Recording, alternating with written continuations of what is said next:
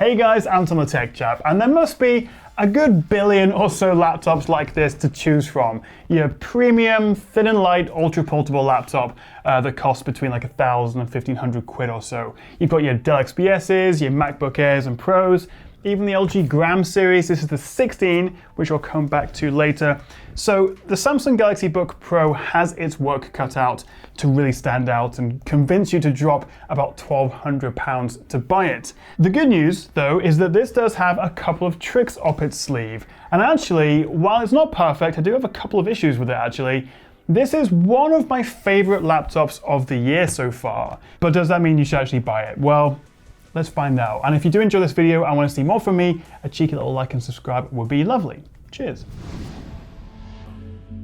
So I had a brief hands-on with the Pro a few weeks back, along with its siblings, the much more affordable standard Galaxy Book and the flipping Pro 360. But I think it's this guy, the Pro, that I've been most excited to get in for a proper review. I'll tell you what though, I'd forgotten just how ridiculously thin and light this thing is. It's a 15.6-inch laptop, it weighs just over 1 kilogram, so about 2.3 pounds, which is insane. And of course there's also the smaller 13-inch version, which weighs even less. And it gets even more interesting because the LG Gram 16, while still holding the title for the world's lightest 16-inch laptop, very specifically 16-inch, the 15.6-inch Galaxy Book Pro weighs 100 grams less. I'm really impressed by this. I think the design is an absolute standout. Samsung have nailed it. And my only wish in terms of the design, well, the screen really, would be for a 16:10 aspect ratio. I think 16:9 is looking a little bit old-fashioned these days. If they'd just been able to reduce this chin, make the screen 16:10, it would have been almost perfect, I think. So that's one sort of subjective criticism, although some people may prefer that. So this design, paired with this gorgeous Amoled screen, which is also impressively color accurate, this is a genuinely lovely laptop and travel companion. But while I think the design and the screen are the sort of standout headline features, we're actually getting a pretty good all-round spec with this as well. We're getting the latest 11th gen Intel processors, either an i5 or an i7, along with 16 gigs of RAM and 512 storage. So pretty nicely spec'd. And also, as you can see from this little sticker down here, it takes the Intel Evo certification branding. You can see it's just clicked the YouTube video there. Intel's Evo, so it's basically passed all their tests and guarantees you a sort of certain level of performance.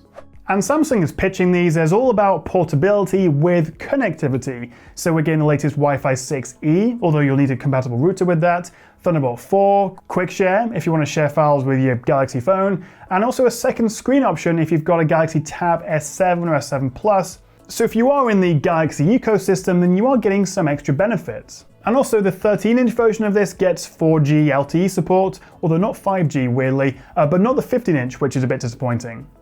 So I've been using this for a little over a week now, and performance is snappy and responsive. It just breezes through pretty much everything you'd want to do on it. And while of course we're not getting a dedicated graphics card, we do get Intel's onboard Iris Xe graphics, which are about twice as fast as the previous 10th gen processors, and you can get away with playing some fairly demanding games, if you don't mind dropping the resolution or the graphic settings a little bit. Take Rainbow Six Siege. I just about scraped 60 FPS with low settings at 1080p, and with high settings at 720. In Fortnite at 1080p with medium settings, I just about got 60 FPS, but really I had to drop to low to avoid the huge frame drops. I think 720p with medium settings was the most consistently smooth way to play. So you can get away with a bit of light to moderate gaming on this, although I think realistically, most of you guys probably wouldn't be looking to play games on this if you were going to buy it. This is going to be great for students or as like a home/work laptop or just a travel companion given how thin and light this thing is, or even as a bit of a creator's tool. I was actually able to comfortably edit some light 4K video on this, not your fancy 10-bit 422 stuff that I can shoot on this. They wouldn't really deal with that, although you probably just use proxies. But if you're just taking 4K video shot on your phone, then Premiere Pro or DaVinci will easily be able to handle it, although I think 1080p video is really where this is at, or indeed a bit of Lightroom, Photoshop, general everyday stuff. There's nothing really about this in terms of the specs that makes it stand out compared to the other Ultrabook competition. They're still the same 11th gen low 15 watt power chips with the integrated graphics, but still more than capable for 95% of what most of us would use it for. I was actually surprised just how good the sound quality was. It's clear, it gets pretty loud, and has more punch than you'd expect given the fact it has downward-facing speakers.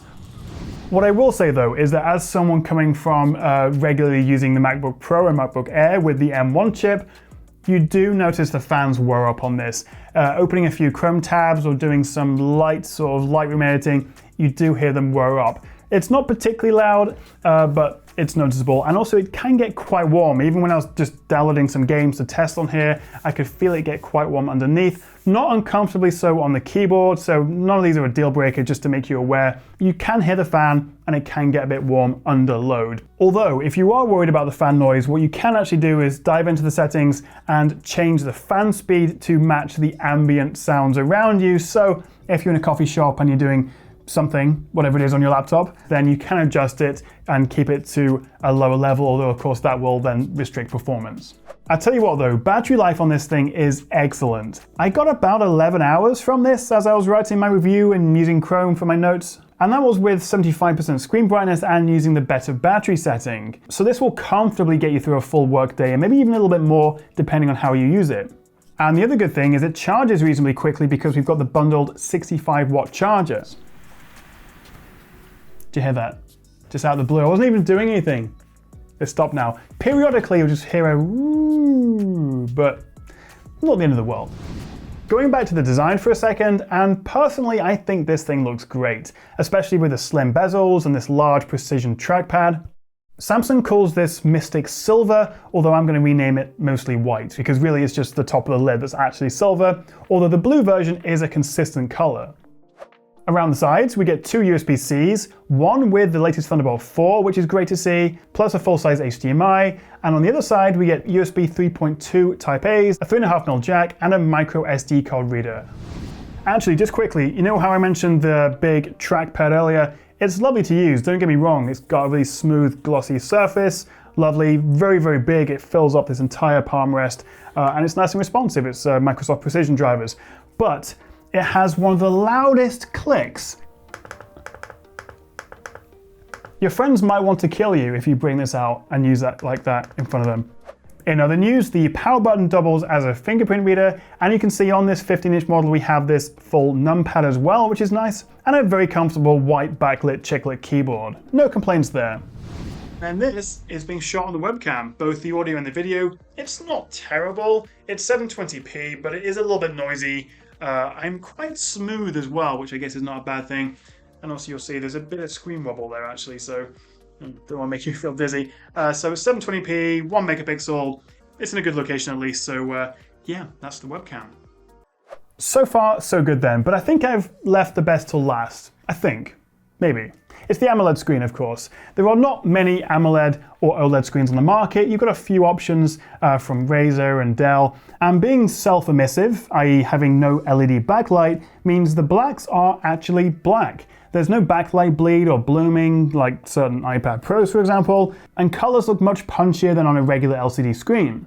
And particularly HDR movies and photos look fantastic on this. And it supports the VISA Display HDR 500 standard for high dynamic range, which means this can peak at up to 500 nits of brightness, which is pretty good for an OLED. But just as importantly is color accuracy, especially if you're editing or color correcting, and Samsung claims 120% coverage of the very demanding DCI-P3 color gamut, although with the tools I've got here, I could only measure 98% DCI-P3, although that's still very, very impressive. And even better actually, you can switch from the P3 to the sRGB to the Adobe RGB color gamuts in the display settings for the best results based on what you're working with and if you want to cater to one particular standard, which is not something you see very often. It's a really nice feature. It is Full HD though, so 1080p, which is fine, and the standard really for a 15-inch laptop like this. I suppose maybe a 4K option would have been nice, like we do on the Dell XPSs. You can go 1080p or 4K, depending on how you want to use it, and also what your battery life is, because of course, going for the higher res destroys your performance and your battery. So should you buy one? Well, yeah, I think so. I think for £1,200 for the entry-level spec, pay a little bit more for the i5 and more RAM and more storage, you know the drill. I think this is a terrific laptop. You get that thin and light portability of an LG Gram, you get an AMOLED screen, which is not very common at all, which really does make it stand out, top-notch performance, and it doesn't cost an absolute fortune. Oh, and really good battery life as well. Yes, it's got a loud, clicky trackpad. The webcam is average, and it can get a bit warm, and the fan can heat up a little bit as well. And maybe a 16:10 screen would have been nice aspect ratio, but other than that, there's not a whole lot to criticize here. So if you are after a ultra portable thin light premium laptop, which I think a lot of people are to be fair, then I would definitely give the Samsung Galaxy Book Pro a serious look. I think this is a terrific laptop. I'll leave a link below if you do want to check it out. And also, I think only about 12% of you beautiful viewers are actually subscribed. Most of you just watch and then bugger off, which is fine, but you know, come join the Tech Chat family. So hit that subscribe button. Thank you so much for watching, guys. I'll see you next time right here on the Tech Chat.